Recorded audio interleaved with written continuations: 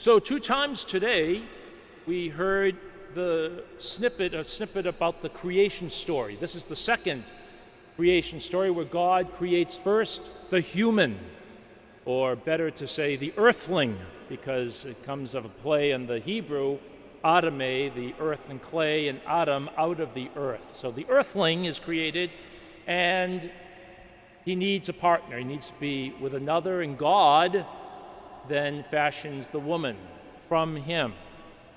The two become one in time, and this is what Jesus is referring to in his answer to the Pharisees.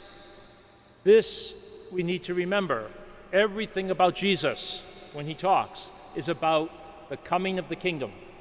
The kingdom of God is at hand. That's uppermost in our minds when we hear Jesus speak to anybody, because that's what he's all about. It's his good news, his gospel. And he's referring now back for the Pharisees. He goes back to the beginning, as he did earlier in the gospel with the Sadducees, his other enemies, if you will. He doesn't personally have enemies, of course, but in Mark's gospel, which we're reading, chapter 3, at the very beginning, he just heals a guy as a withered hand, and immediately the enemies, the Sadducees, who are fine with the way things are with Rome and everything, and they don't believe in the resurrection, they become partners with the Pharisees, the ones about the law. They're not at all friends, and yet they want to plot to destroy Jesus. And so, with the Sadducees, ask the question about, the silliness of resurrected life and afterlife. Here's a woman who married 6 times because the husbands died, actually 7 times altogether. Whose wife will she be in the afterlife? And Jesus says, you got it all wrong.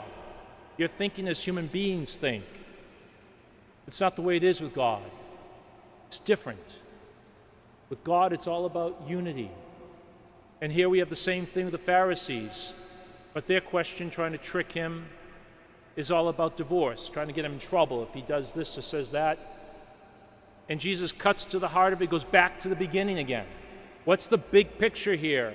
God is all about unity.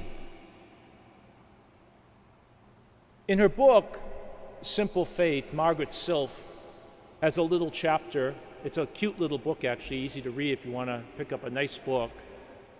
She has a chapter where a little story is told about 3 people who see God wearing a hat. And they get into a great big argument about the hat that God's wearing. One insists that the color is red, another blue, another says, no, it's yellow. They get into this big fight about it. What they didn't realize is God's wearing a very special hat of a rainbow. Depending on their vantage point, their sight, they only saw one color. Now, just a story, of course. God doesn't wear a wonderful rainbow hat. Well, maybe God does. I don't know. But the point she wants to make is that certainty divides us. Mystery unites us. It's good to keep in mind. Certainty divides us. Mystery unites us. In that faith story of the first man and woman, that's exactly what happens. They get a little bit of knowledge from eating the fruit of the tree with the knowledge, the fruit of the knowledge of good and evil. They get a little bit of knowledge, and that little bit of knowledge tells them they're no good. They're less than. They thought they were going to be like one of the gods. Instead, they're naked. They're missing something. They're not enough, and their shame, they hide from God in their shame. They divide themselves, separate themselves from God. The plan of God is for all creation to be one. If you will, Eden, that idea. And so we have this situation in Jesus' time where those who have a little bit of knowledge and who benefit from the system, the way it works for them, the lawyers of his time, the Pharisees, and the religious types, they like it the way it is. Jesus is upsetting the boat. They're getting upset, and they will make sure he's put to death. But what it is saying to us today, this gospel passage, is that we're all called to this sense of embracing mystery. Many of us here have been married, are still married. Some of us have lost our loved one to death or to divorce. The pain of divorce is just horrific. I've walked with many people who have gone through it, and I feel bad for you if you've had this happen.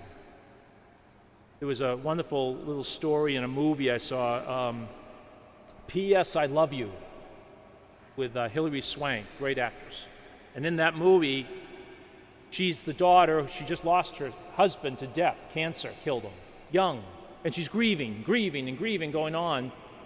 And the mother, who lost her husband to divorce, walked away from the family, never saw him again.